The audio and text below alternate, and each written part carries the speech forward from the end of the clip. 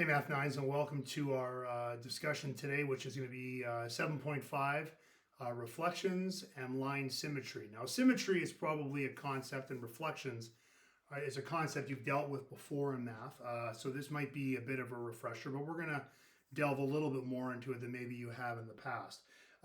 So first of all, line symmetry refers to any object that has a line of reflection, which means that you can split that object down the middle in some way to basically make the object divided into two equal, or what we call congruent, parts. So for example, on the board, and these are hand drawn, so by the way, just keep that in mind that they're not exactly perfect, but I've got a heart here, and that heart was perfectly drawn, and it's maybe a little bit more bulgy on this side, so maybe I'm just gonna shave it down a little bit here to make it look a little bit more symmetrical.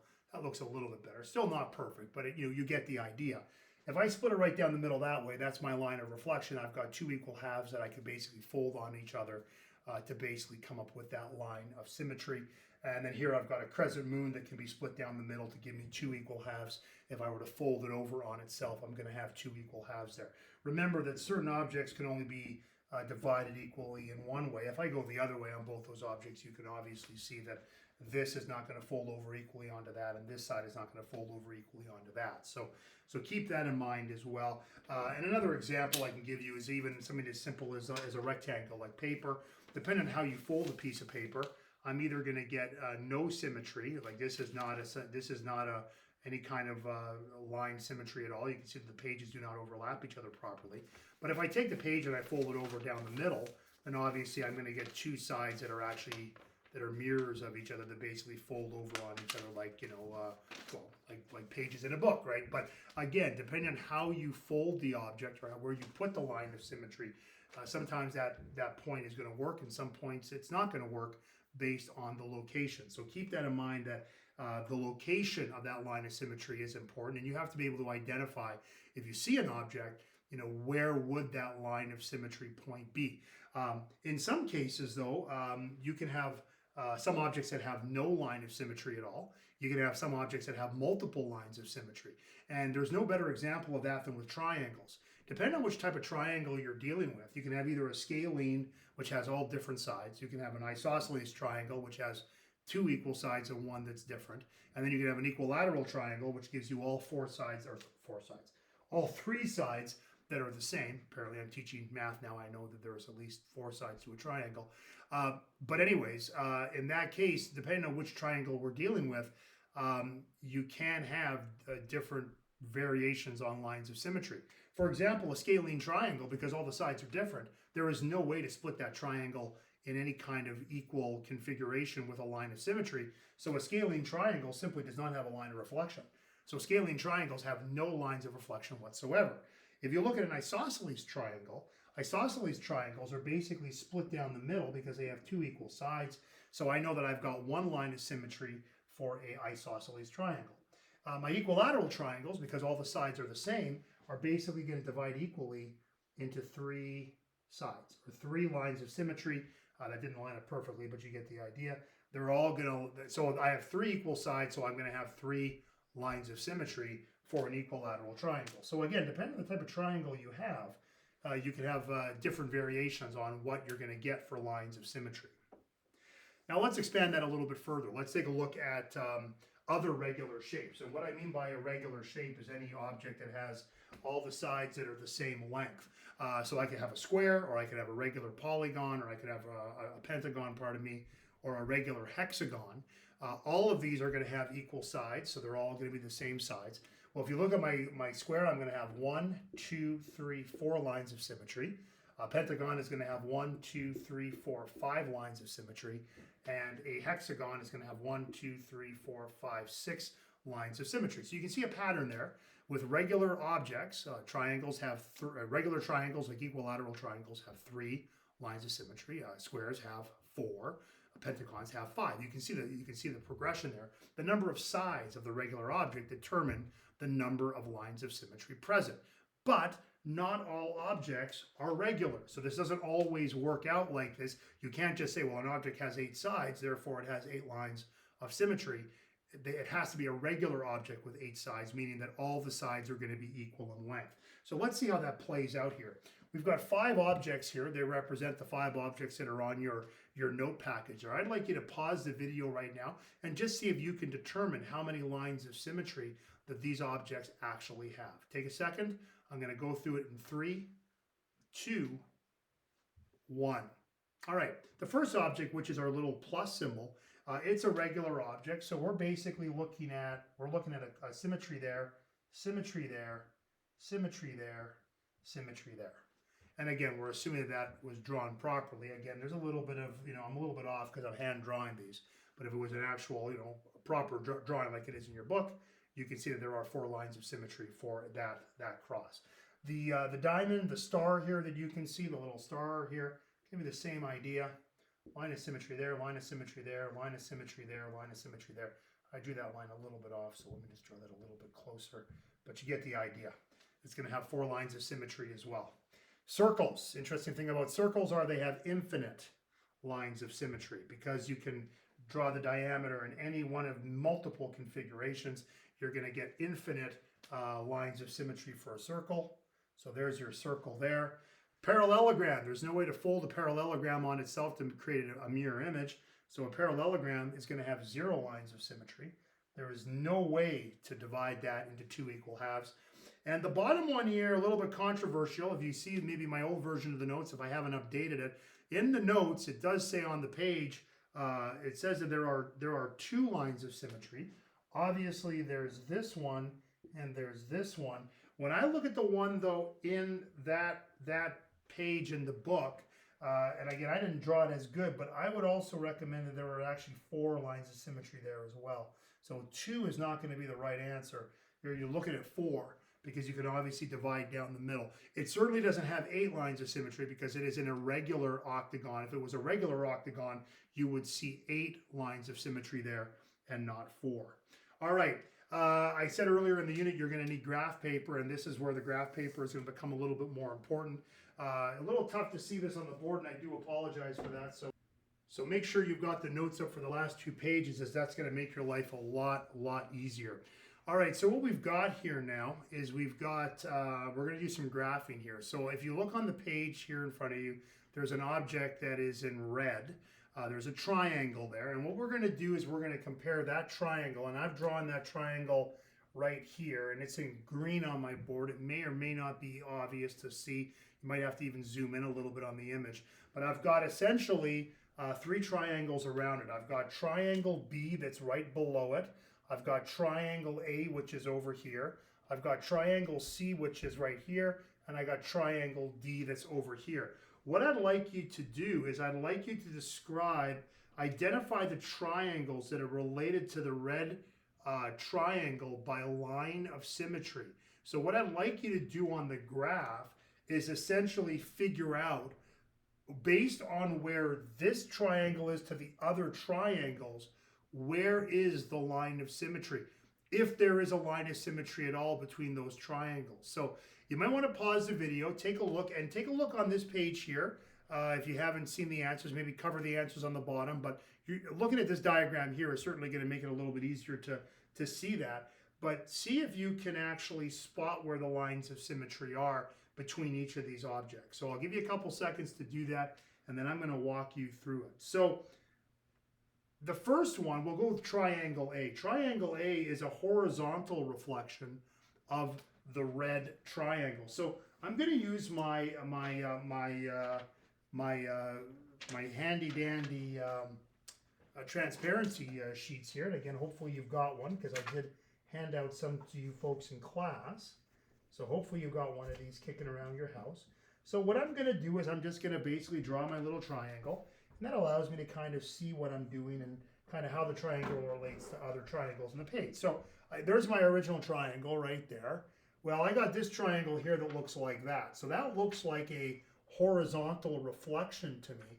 So if I look at my graph, there looks like there's actually 2 lines that are separated. So this triangle ends on 4 on the x-axis, and this triangle begins at 6 on the x-axis. So that means that my line of reflection is probably going to be right there along the 5 on the x-axis. So there's my line of symmetry between my original triangle and my triangle A. So there's my first line of symmetry that I've been able to identify. And if you look at the notes, those lines of symmetry are listed and they're color coded, so you can see them a little bit better if you've got the notes up in front of you. Triangle B is a vertical reflection of the triangle in question. So here's my original triangle. The triangle below it looks like this, and it's literally mirrored up against it. It's almost like you're looking at a reflection in a lake. So basically that line that separates them is going to be this one right here. So that's my line of symmetry between those two triangles on my graph. So there's my second line of symmetry right there. That's going to be my line of symmetry for the original triangle and triangle B. Let's look at triangle C. Triangle C is basically not a reflection at all. All we've done is we've taken the triangle that's down there, the green triangle, and moved it up a couple of spaces, but there's no reflection. This is not a reflected image. It's the same. Basically what we've done there is we haven't reflected it. This is what we call translating it. So this object has been moved, and the word we use for move in this unit or for math is translation. So we've translated the triangle from here to here. So there's no reflection at all. There's no line of symmetry involved in that at all. The last one is probably the trickiest one though, and that's triangle D. Triangle D has actually been flipped like this and like that. So it's been flipped twice. Essentially what's happened is this. It's essentially a horizontal reflection going up to here. So basically we've taken the triangle here, this green triangle here, it's been horizontally flipped up to here. So that means that we have a horizontal line of symmetry in this case. It's probably not going to work too well for me because my grid isn't perfect, but essentially it's going to work out to roughly right around down here.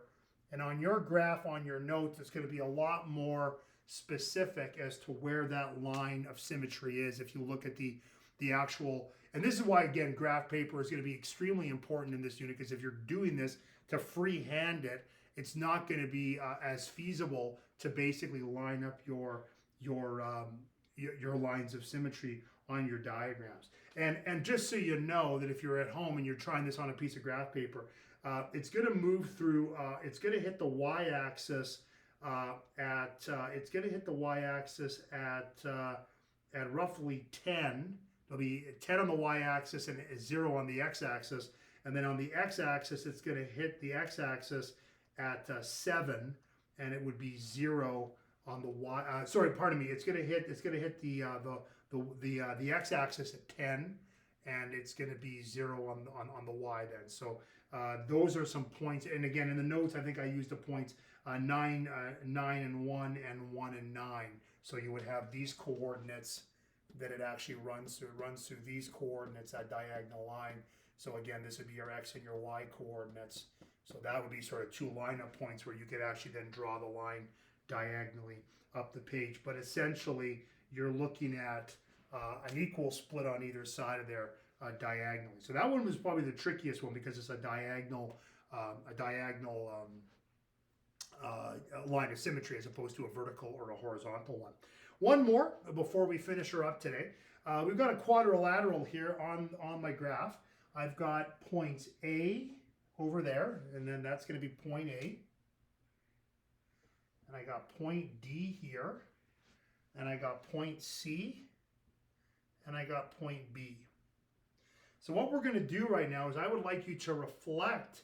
I'd like you to do a reflection of this on the horizontal line through 2 on the y-axis. So what we're going to do here is we're going to try to make a mirror image, a reflected image of that quadrilateral. And I'm just going to highlight it. Again, if you have the notes open at home, it's going to make it a little bit easier to see it. But there's my quadrilateral right there. I want to make a horizontal. I want to reflect it on a horizontal line. So a horizontal line means that I'm probably going to be reflecting it. I got to do this the other way here. Let me get my paper out again here. My good old transparency. I can never say it. Transparency. That's what it is. So I want to do it on a horizontal line so I think it's going to look something like that. If I've got a horizontal line of symmetry, I'm going to basically flip it so that there's a horizontal line that splits the two objects in between. And it's saying that the horizontal line is on 2 on the y-axis. So if that's the case, then if it's on 2 on the y-axis, then here's what it's going to look like. It's going to basically, now I don't know if I actually drew this properly or not. I think I actually drew this wrong. Yeah, so I drew mine a little bit incorrect compared to the note. So I'm going to cheat this a little bit. I'm going to move this up. This is actually, I had it on 3. It should have actually been drawn on 2. I drew it actually 1 space too high. So if you look at the notes here, it was drawn on the 2 space on the y-axis. I had actually drawn it here on the 3. So I'm just going to move that orientation. So that's 2 there. Essentially, if you look at the next step, basically what they're getting you to do is, because this object was drawn on the 2, the bottom of it's on the 2 axis, my horizontal reflection is going to look like this. It's basically just going to butt up against the bottom there, because the bottom of the shape is on 2 on the y-axis, and then I have to basically just flip it. If it would have said the horizontal line was on 1 on the y-axis, then there would have actually been a gap. There would have been like a 1-box gap between the original object and the object that I'm reflecting. But because it was saying that the horizontal line, or the horizontal, my line of symmetry is running horizontally through 2 on the y-axis, basically all I did is I just did this. Here's my original. So if I had this as my original, this is basically what I'm doing. I'm just flipping it directly below. That's a little bit bigger than it should be, but you get the idea, right? So that would just be lined up like so. If it was on 1, then I might have to leave a little bit of a space there to move it down 1. So I apologize for that. That was my bad on the graph when I started it. So there it is. Okay, so the next one they want you to do is they want you to reflect on a vertical line. So now we're going to have a line of symmetry that is vertical, and we want that vertical line of symmetry to run at 6 on the x-axis. Well, here's 6, so I can basically determine what my line of symmetry is first. There's my line of symmetry. So again, what I'm going to do now is I'm going to take this object and I'm going to flip it like so. So now I'm just going to flip it on the vertical line of symmetry. So I'm basically just going to go to here, and I'm going to draw 2. I got 2 here. There it is, and then I need 2 more here. So there is my reflected object on the vertical axis. So you can see now that on that object as well. I hit the wrong button. Give me 2 seconds here. Sorry. Technical issues. Try it one more time. Apparently there's all sorts of issues today.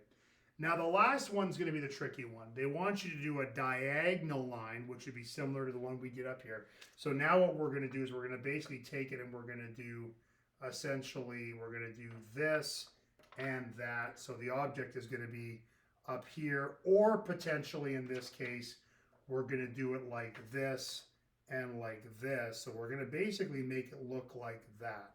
So the horizontal or diagonal line that they want you to do, it's going to start at 0, 0, which is going to be down here.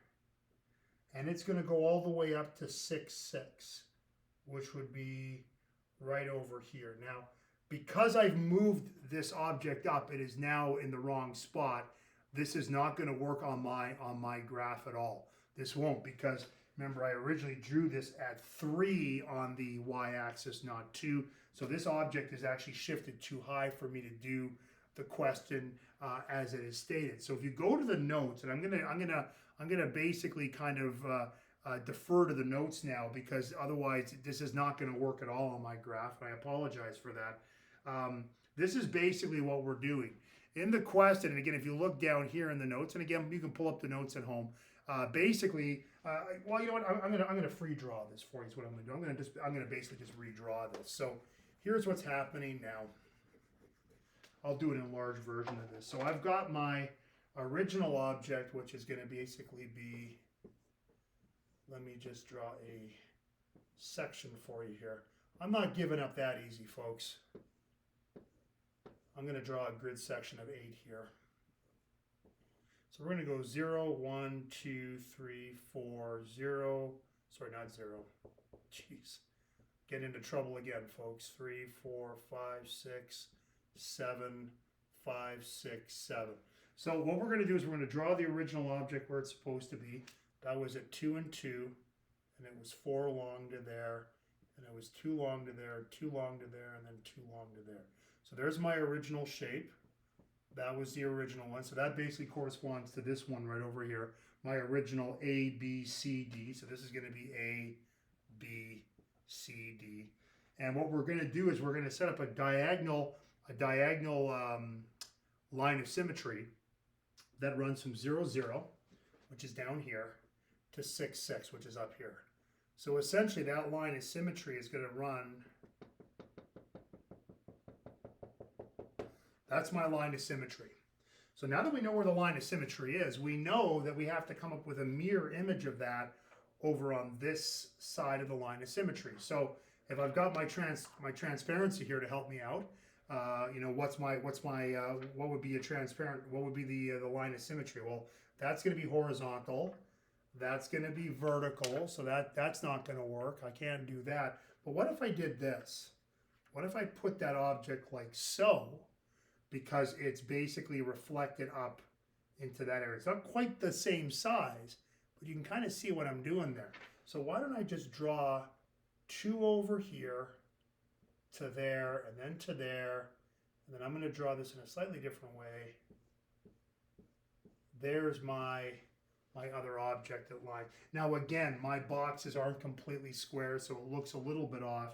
But if you look at the object here, that's obviously kind of what we're looking for. So the key with these questions is that when they're asking you to redraw an object on a piece of graph paper, you have to first identify where the line of symmetry is. Once you identify where the line of symmetry is, then you can use, even if you want to, you can use like an acetate sheet of paper or whatever, and then you can just basically flip the object around to see how it's going to look symmetrical on the other side of that line. And that'll be something that will come with practice, and you're going to get some practice here coming up right away. If you're still having some issues, and that last little bit of the video is probably the toughest part. The first half of the video I don't think anybody's having issues with, but the graphing might still be a little bit problematic for you. So if you want to go a little bit more in depth on it, you can watch this video up here before you start doing the homework. But for tomorrow, here's what's due for homework for tomorrow. You've got practice questions 3, 5A and 5C, 6, 8, 9, and 10 on pages 357 to pages 359 in the Math Makes Sense 9 textbook. That is it for today. Please join me next time when we are getting close to finishing up this unit. Next time I'll be discussing not line symmetry, I'm going to be discussing rotational symmetry. So for all you starfish fans out there and you fans of echinoderms, we'll be talking about rotational symmetry. And if you don't know what the connection is between starfish and rotational symmetry, you could probably Google that and find out. But I'll give you a little bit more information about that tomorrow. Take care, folks. We'll see you next time.